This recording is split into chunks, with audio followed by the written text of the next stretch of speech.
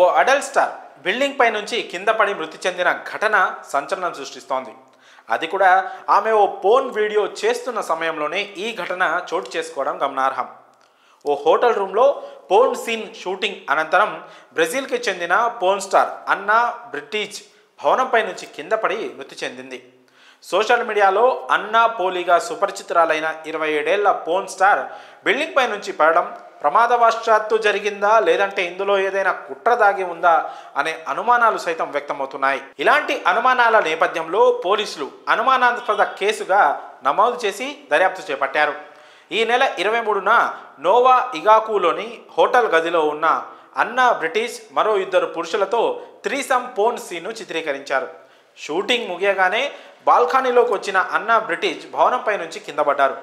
ఈ విషయాన్ని ఆమె కుటుంబ సభ్యులకు తెలియజేయడానికి వారం రోజుల సమయం పట్టింది. కేసు నమోదు చేసుకున్న పోలీసులు అన్నా బ్రిటిష్తో పాటు షూటింగ్లో పాల్గొన్న ఆ పురుష నటులను కూడా అదుపులోకి తీసుకొని ప్రశ్నించారు. వారి నుంచి పలు వివరాలను తీసుకున్న తర్వాత వారిని వదిలేశారు.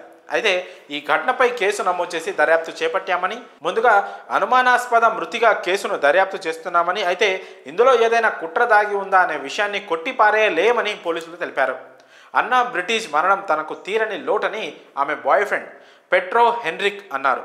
ఇది ప్రమాదమా కుట్రనా అనే విషయం పోలీసుల దర్యాప్తు తేలుతుందని ఆయన పేర్కొన్నారు.